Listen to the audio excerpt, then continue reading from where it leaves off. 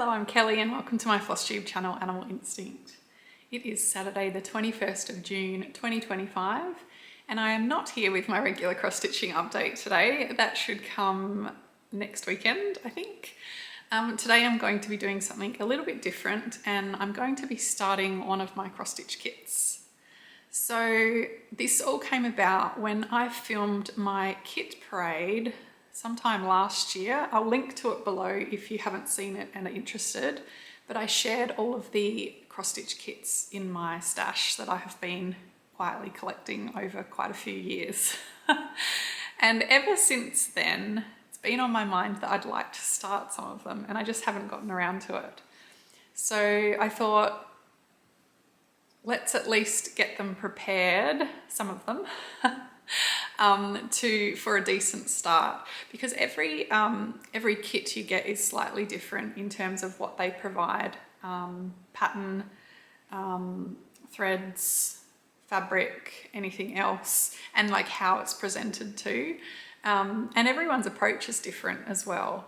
So I just thought I would share I'll probably like speak aloud what would normally go through my head if I was doing it on my own. And I really like videos like this where you learn something. I always learn something new from things like this. And they're not necessarily things that I would take on and use myself, but sometimes they are, and I've found some great little tips and tricks over the years. So I'm going to share my approach. And I'd love for some feedback, first of all, if this is something that you'd be interested in seeing more of. And also if any of the things I'm doing as I'm preparing to start this kit, would you do them differently? I'd love to hear your feedback, and perhaps if I get, enough tips and tricks, I could share those as well. So I think to start with, I actually filmed this a couple of weekends ago just to do a bit of a practice and a test run to see if had the right setting, and I thought it was actually interesting enough to publish and that kind of thing. I think it's okay. There's only one way to find out, and that is to share it with you all. So this is certainly not my most interesting kit. It is my oldest and my smallest, and it is called Hanwell Cottage. It's from Cross My Heart, and it's this little cottage and you slide it into a perspex sort of cover that has a magnet on the back, and I'll show you all of that in a moment. So I'm going to go through what's included in the kit and then just my approach, and then there's a little bit of stitching as well at the end. So I hope this is of interest. At the very least, perhaps I can just keep you company while you're stitching. That would be wonderful. So I do have another one planned. I have been stitching a lot of full coverage projects in June, and I thought I might start one of my full coverage kits. So hopefully the second one in this, what should I call it? Start a Kit With Me series will be one of my full coverage kits. So keep an eye out for that. But for now, I hope you enjoy this, and until I see you again, happy stitching. Today I am going to have a look at this kit and look at preparing it for a start and starting it. It is the Hanwell Cottage Magnet Kit by Cross My Heart. I'll just say excuse the state of my fingers. It's winter and my skin is ridiculously dry, so just sorry about that today. This is a kit that I received from my auntie who was destashing her cross-stitch gear. It's pretty old. It's from 1993, Huntsville, Alabama. It's not one I'd normally reach out and purchase, but I have it and I thought it might be, I'm interested to see what's inside exactly. And it might potentially be a good travel piece because it's so compact. So let's break into it and see what's there. It looks like it was maybe $10 from Fitzgerald's. I have no idea where that is. Okay, now I have some non-scissors that can be used to cut plastic and not stitchy threads.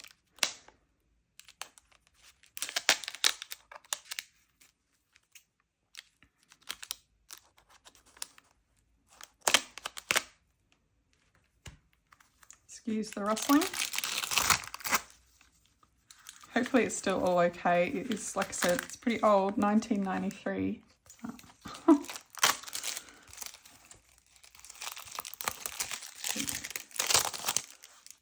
So that's what it will hopefully look like. And let's see what's included. So we have this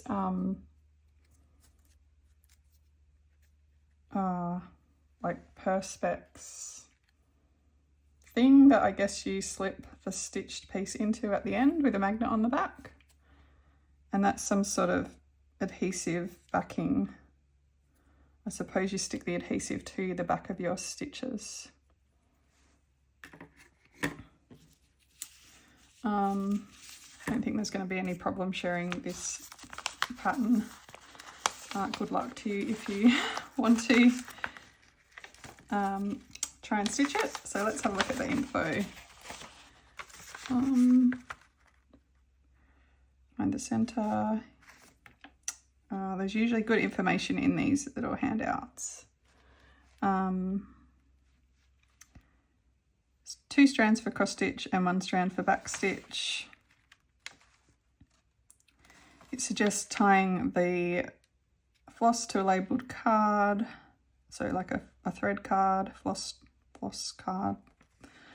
Won't read it too much. And then over here we've got the chart, and so what does it say? I'm just going to take that off the camera so I don't have it there for too long. So it's a hand-drawn chart. There's actually lots of colours in this. It says the kit contains fabric, needle, floss, backing board, acrylic magnet and complete instructions. It's 50 stitches wide by 50 high. And the approximate finished design is 2.78 inches by 2.78 inches. And I'm just looking to see what fabric it is. It doesn't say. Let's have a look. Now, this is definitely a casualty. A nice rusty needle. So that will be going in the bin.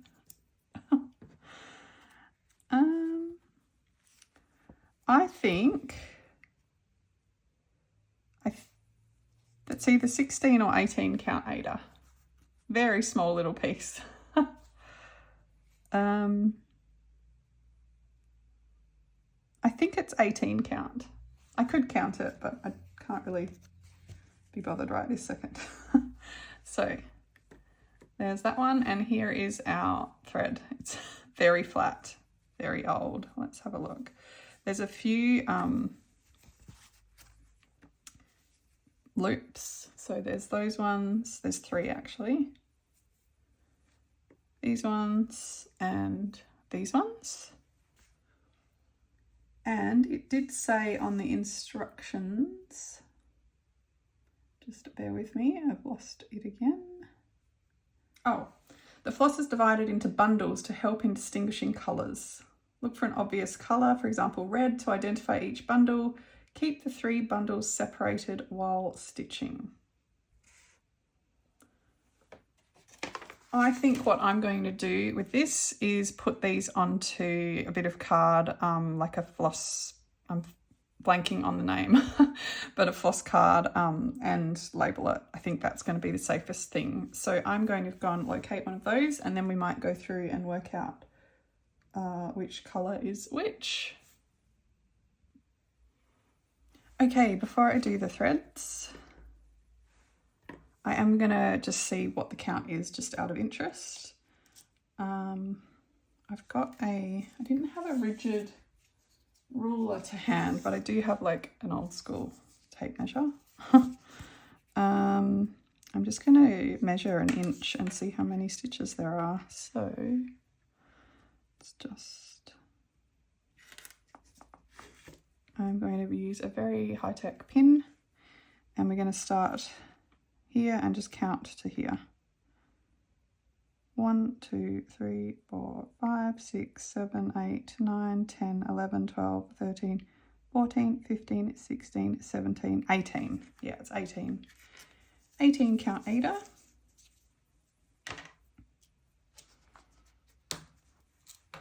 Now, we come back to the info provided because I have now worked out how to figure out the floss.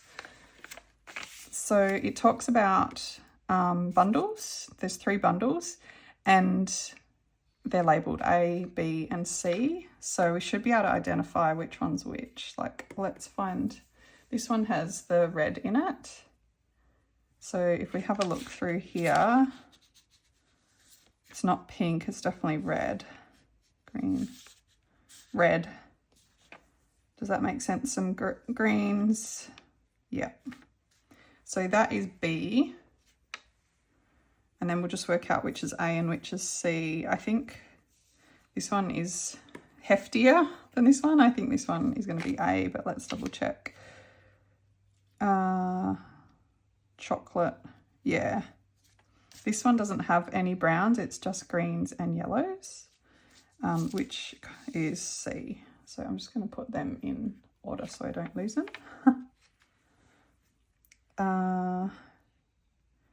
And I bought like a huge, I can't remember how many, I might have got 50 or possibly more. I can't remember where I bought them, possibly on Amazon, but a long time ago, and they're quite handy. You can use the numbers or you can just use this side and label yourself. So I'm just thinking these bundles aren't actually in numerical order. I prefer probably for it to be in numerical order. I'm probably overthinking this, but I am going to write them out on here in numerical order, and then we'll work it out from there. So I'll be back.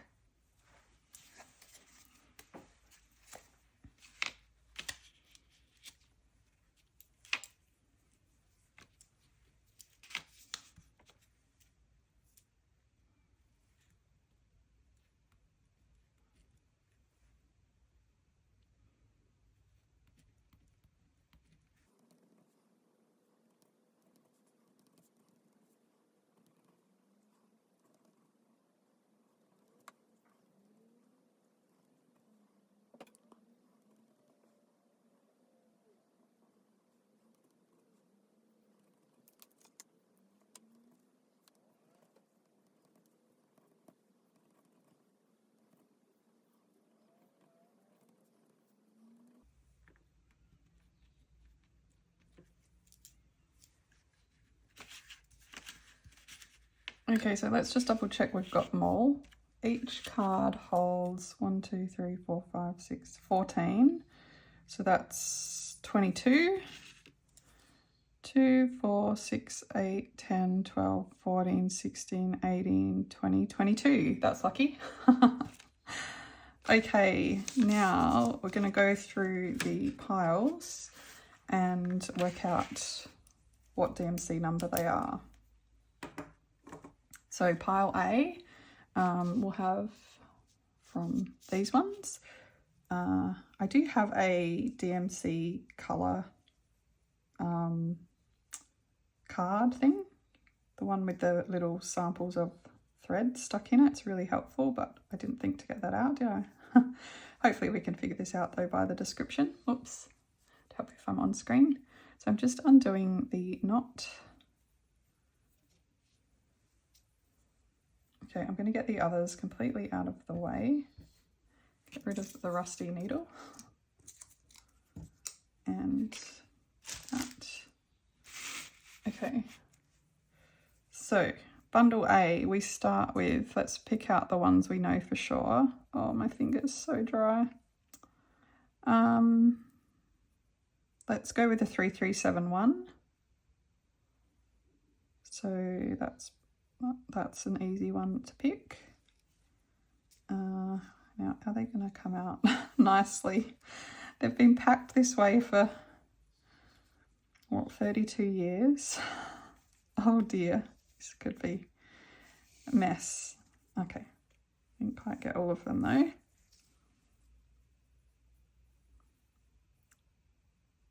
So I haven't done any sort of thinking before I filmed, so you're getting my stream of consciousness as well. And I just got distracted because there are beautiful birds chirping outside. Okay, so I know this is 3371. Let's just line them all up. It would be helpful if they said how many strands there were of each, but that's okay. We can figure it out. So I didn't really show what I did, but I just, I've got them in one length. I'm just putting the ends together, so I've got a loop, and that will go on this one. 3371 up from underneath, and then just feed through the loop. Done. Oh, we've got seagulls. That's quite unusual here. We've just had a lot of rain, so there's heaps of birds around. Okay, what else is in this that's really obvious? I think the pink. And there's just one strand of pink. And so pink is 776. I don't think this is always necessary to do in a kit. It just depends how they're presented to you. I think for this one, definitely. 776, okay. What else have we got here? There's some greys. I might separate them out and we'll have a look and see if we can work out what's what.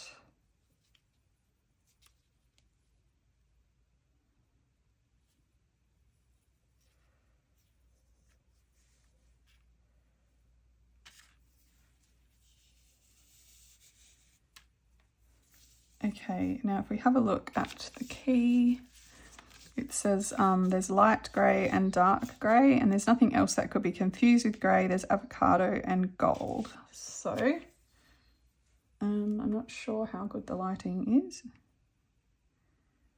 but I can see a difference. Like that's definitely light, and that's definitely dark. And then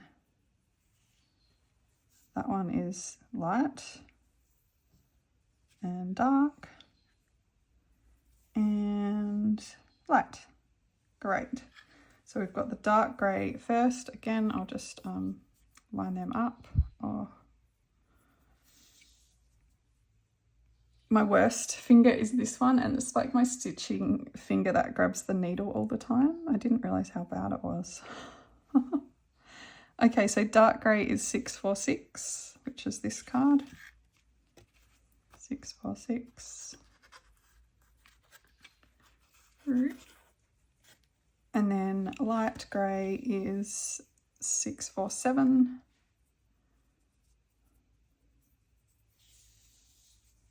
Okay, so again, I'm just going to put the ends together, find the halfway point, the loop there.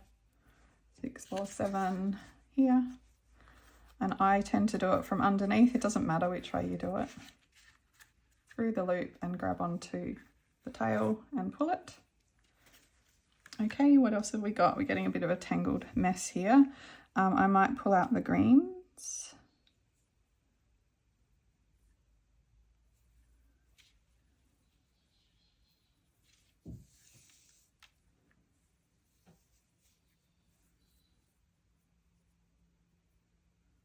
Not sure if you can hear the chirping out there, but I think we've got a family of Adelaide rosellas that live, they come and visit me every day. It's really nice, and they're definitely out there along with a whole heap of others. Okay, so this is a lighter green and a darker green. So we've got, I'm holding the lighter one, which is light avocado 3052.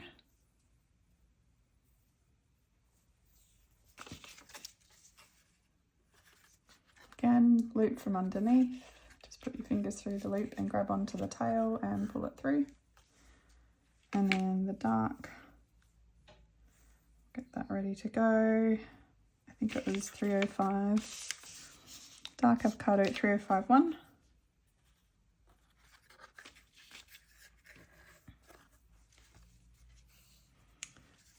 Okay, and then we've done the two avocados, we've done the two greys, we've done pink and the chocolate. We've got a light gold and a dark gold.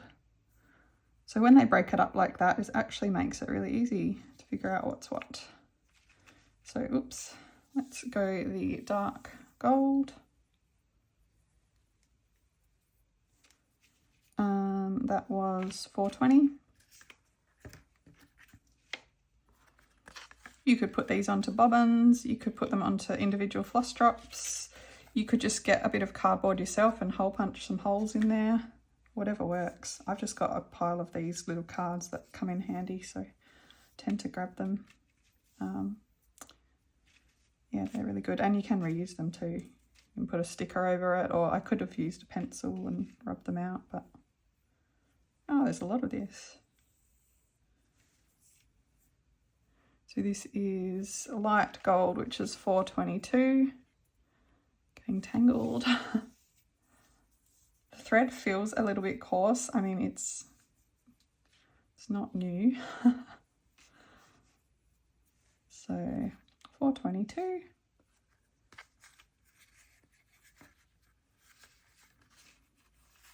There we go. So that is pile A done. Let's do pile B, which is the one with the red in it. And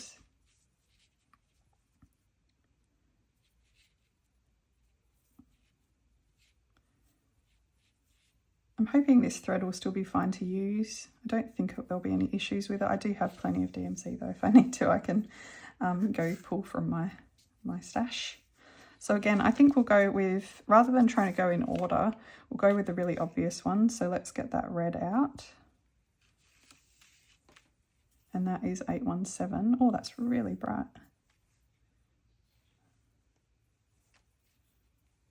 I guess it's the roses. You can see in this fading light. 817. There it is. Okay, and then what's another one that's really obvious, I think? The blue. Sometimes you look at them and go and sort of think, oh, how will I ever tell them apart? But when you break it down like this, it's not so bad. So that would be Smoky Blue 927. And if you're familiar with your DMC colours, these are pretty. You can kind of pick them out. Okay, what's another one? Let's get the greens out. There's a lighter and a darker green.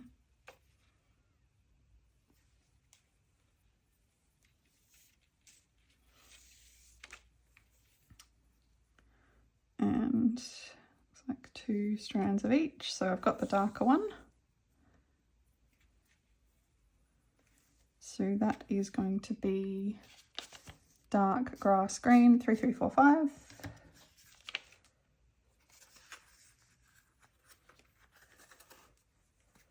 And light grass green 3347.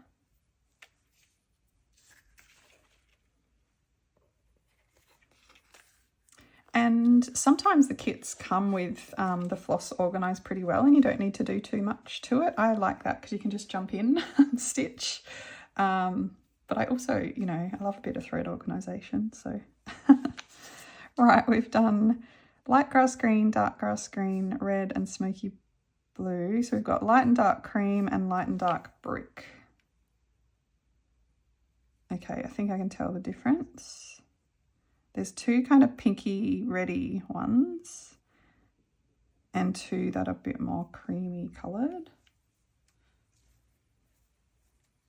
So can you see there's 2, yeah, there's a light cream and I wouldn't say that would be, I wouldn't describe that as dark cream. It's more like a brown, but doesn't fit with anything else. So let's do that one. So dark cream 738.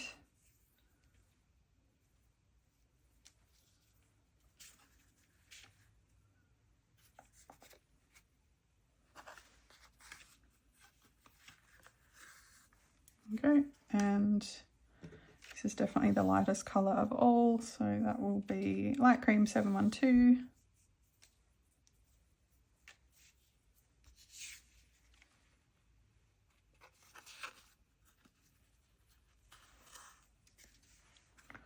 Okay, and then the last 2 for pile B are light and dark brick, So they have to be these two. So light is 758.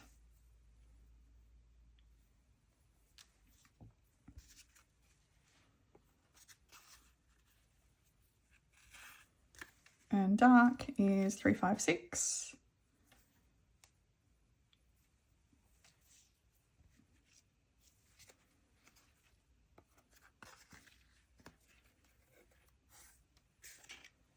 Okay, now we've got our, almost there. We've got one pile to go, which is pile C with all the greens and yellow. There we go. Okay, so let's have a look here. That dark one, what is that? I think from memory, like that's 934. So it's going to be cedar green, but I'll just leave it out just to make sure it's not something else. We can get the yellow out. I think that's pretty clear. The others are greeny except for that one. Oh, and there's a medium cream. Okay, so this is definitely yellow, 744.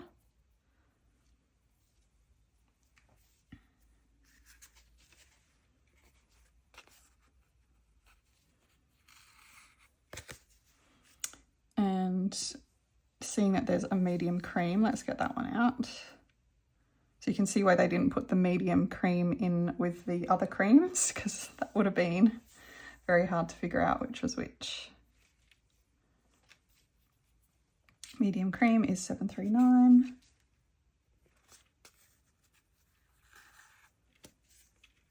And then, so we've got, I'm confident that's 934 cedar green. So we'll pop that one on.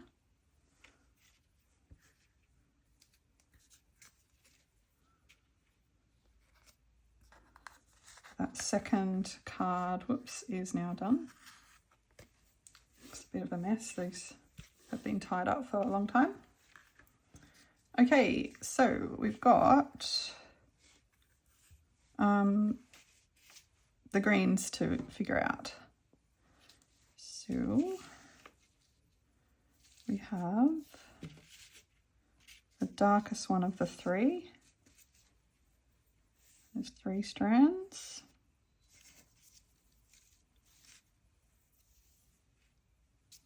And then middle, medium,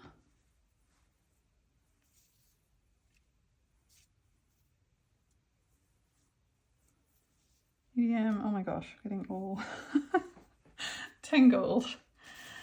Okay, and then that's the lightest. So on this, we've got these 3 to go, light, medium, and dark. So that's really easy. So we'll go light first is 472. It's definitely the lightest.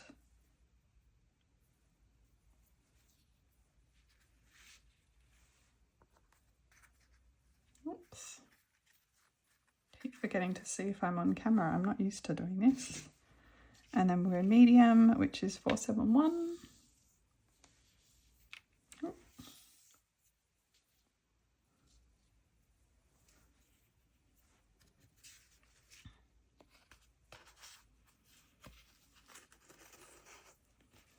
Okay, and then the dark.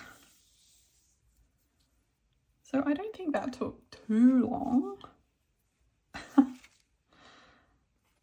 And like I said, who doesn't love a little bit of thread organisation and stash kind of arranging. Okay, so we've got our thread cards all ready to go. And it's nice to stroke them, but these ones are not so soft and they're just a bit messy. That's fine, it won't matter at all. Okay, so we have that, brilliant. I'm going to pop that there. And then I'm going to find, what I'm interested is, it's 50 stitches wide by 50 high.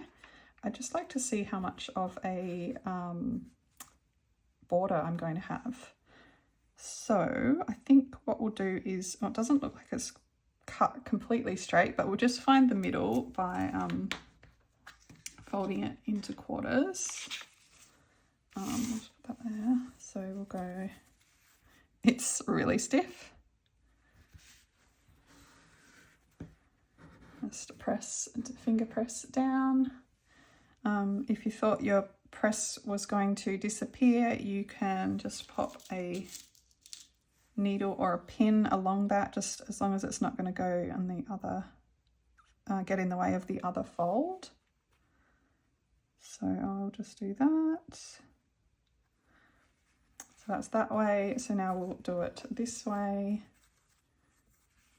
So it has been folded slightly, not straight.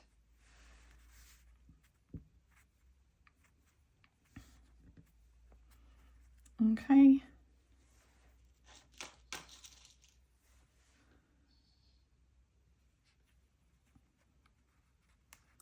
So now I can work out the center is where the two pins are meeting. And so there's a couple of ways to work out edging. You could work out if it's 50 stitches wide by 50 stitches high and we're an 18 count meter, you could work out how many, the measurement of 50 stitches. So 50 divided by 18, and then just use your ruler. But I'm just going to count. So we're right in the middle here. So it's 50 by 50. So I just need to count 25 out to the side. Hopefully you can see. 1, 2, 3. Oh, sorry, if you're counting, just pause your counting just for a second. 1, 2, 3, 4, 5, 6, 7, 8, 9, 10, 11, 12, 13, 14, 15, 16, 17, 18, 19, 20, 21, 22, 23, 24, 25. So that is the edge. Okay. And it should be about the same. There's not a huge margin, but that's okay. That's all right. Whoops, sorry. As for a starting point,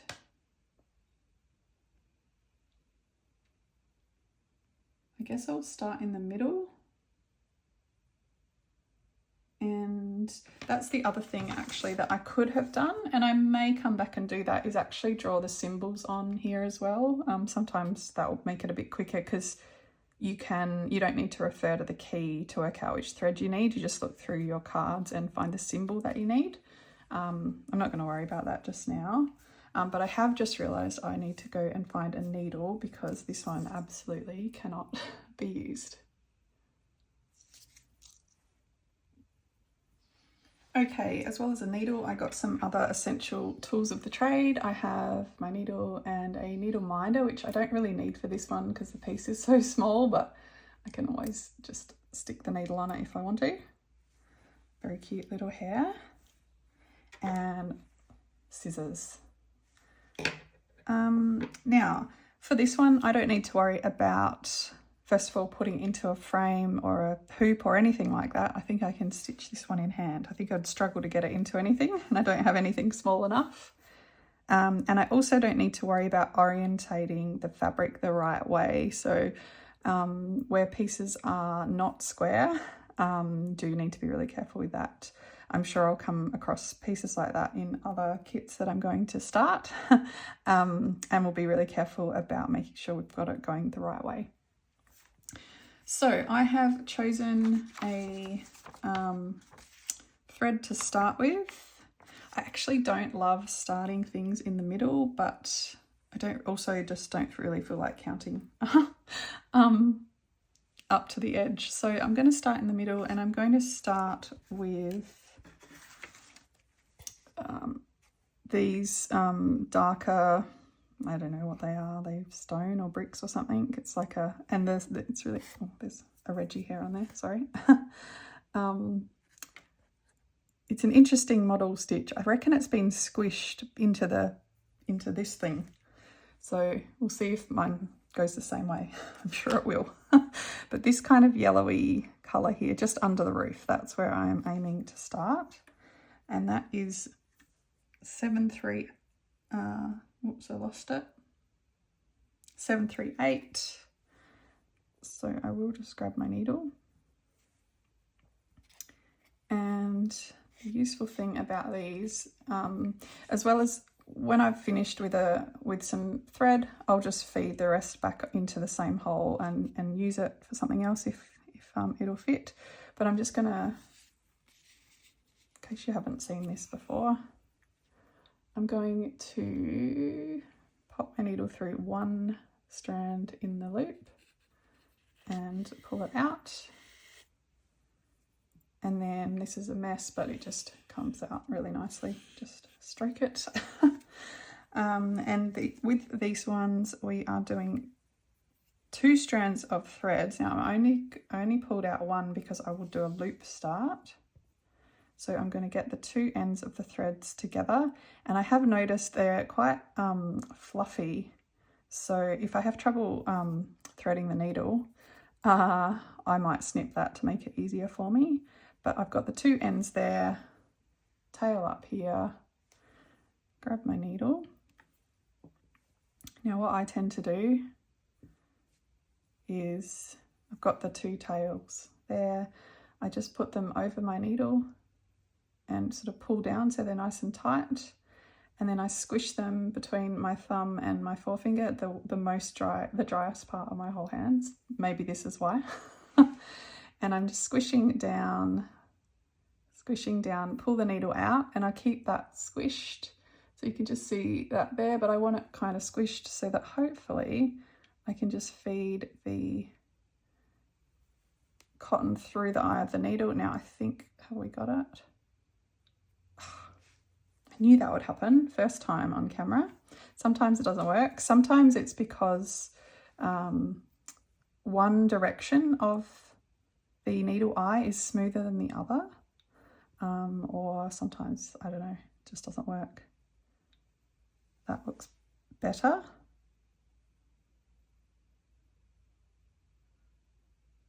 Oh my God. Let's try again. So I've got the 2 ends together, pop them over the needle, pull down, and come on. Maybe I'll blame it on the age of the thread. Oh, I think we might have it this time. Yeah, there you go. So that's now threaded, and I didn't need to lick the thread. I have the loop longer than the tail. Now I do just need to work out exactly where we're starting, so just bear with me while I figure that out off screen. Okay. So this is the middle of the piece. I need to come back 3. So 1, 2, 3. And I need to go up 3. So am I skipping? No, up here. So this is going to be my first stitch. I'm going to put the needle just in the top right of the stitch to start with. I'm just going to take these out. Something else you can do, and I might do it later, is put something in here to show you which way is up. That's probably useful. So my first leg of all my, when I do cross stitch, is usually bottom left to top right. That's the first leg, and then I come back and do bottom right to top left.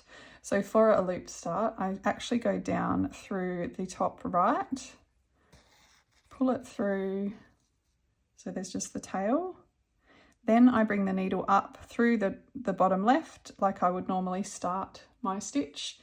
And if you can see, I actually poke it straight through the loop. So that is through the loop. I'll then bring it up, pull it tight, and the little loop is still on the outside, on the top. You can just fold it back a little bit, go through that top right hole. So now you've got your normal direction first leg, but you want to hopefully you heard that, pop that loop bit through. So that is now secure, that is not going to come undone. And we can start stitching. So I will do a combination of either doing the first leg, you know, across a row and then come back and finish the second one, or just stitch the full cross as I go, just depending on what the pattern kind of calls for. And I'm just having a look at it.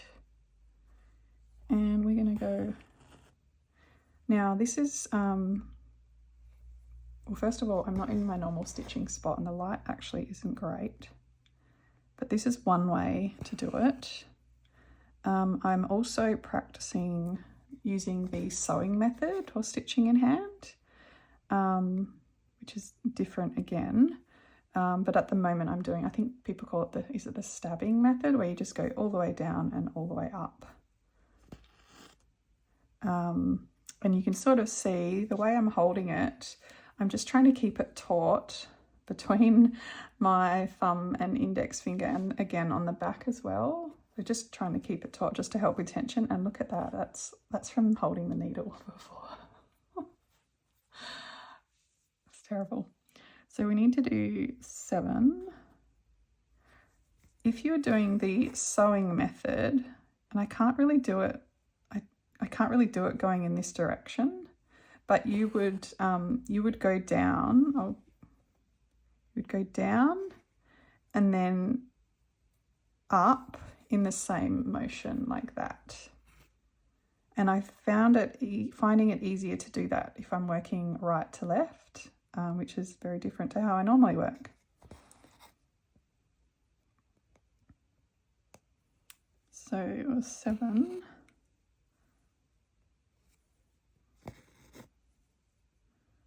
Okay, then we're going to come back.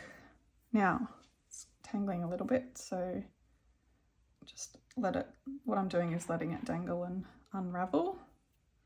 And I do find on 18 count things get a bit tight, so to try and keep your stitches neat, you can railroad, or you bring your needle through both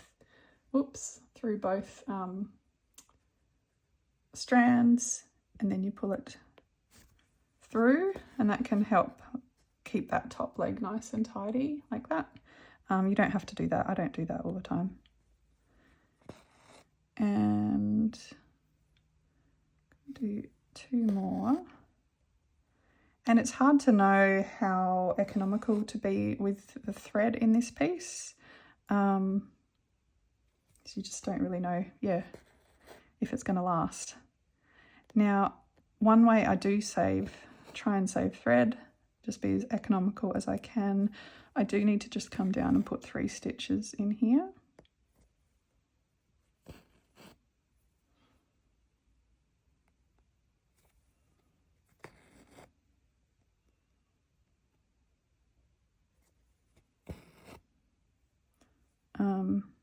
Again, it's just twisting a little bit, so you can railroad both ways if you want.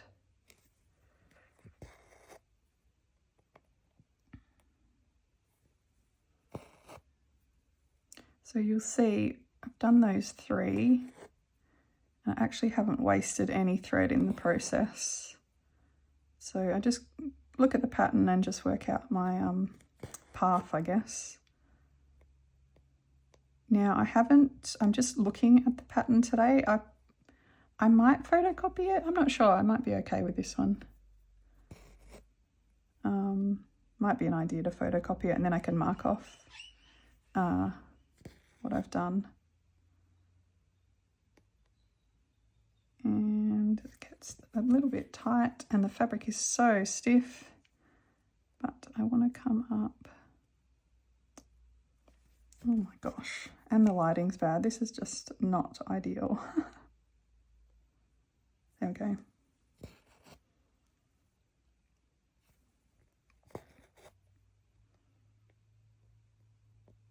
So I think the cover photo with the squished threads is just because that's what you get with this really stiff 18 count Aida.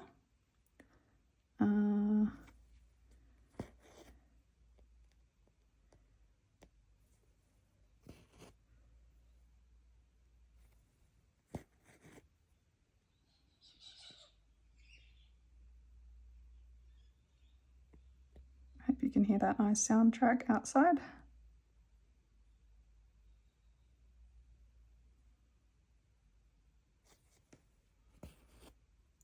Now, oh, there's one, oh, hang on, what's going on there? What have I done? I somehow, that first loop, I somehow managed to bring through to the front. Anyway, that's now back at the back, and I'm going to come down here. Oh, and a Reggie hair. Gee, it wouldn't be a stitching anything without a bit of Reggie hair. So there's a little bit of thread left, not heaps.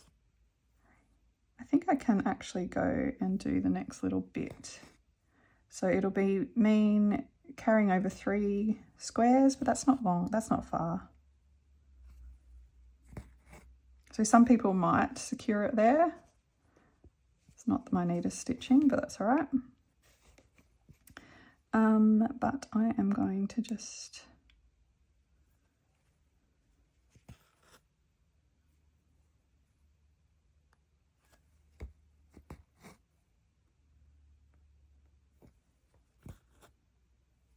I don't know if you can see the way I'm pulling the thread through. I bring it up, and without really thinking about it, I just pull it with my, what is that, my 4th finger.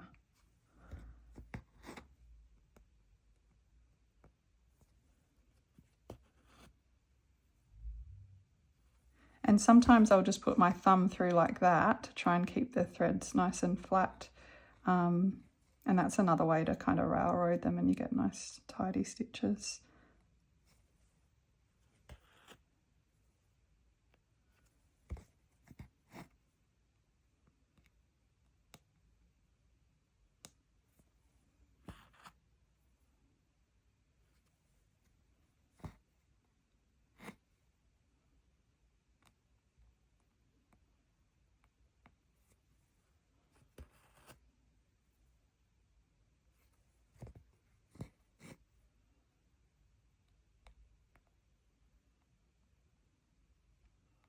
Ah, where's the hole?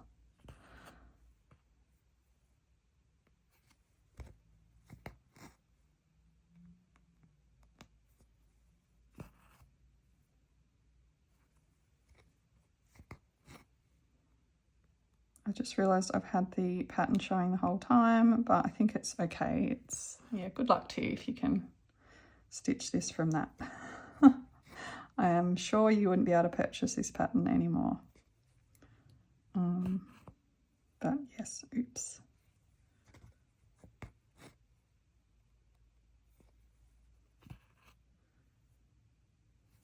Okay, so that is probably all I can do, because I'd need to skip about 5 stitches to get to the last little bit, and there's not enough thread to do what I need. So I'm just going to flip it over. And I don't do anything fancy, I just tuck it under some stitches. Probably just come back. There we go, that'll do.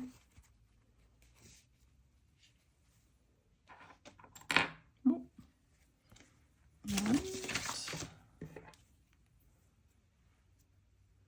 the other essential piece of equipment is an aught jar to put your threads in. So there is my little start. This is what it's going to look like. And yeah, that was quite fun. I think I might try this again soon. I hope you enjoyed that. And yeah, let me know if you have any feedback or if you would have done anything differently. And hopefully we'll see you again soon. Thank you. Bye.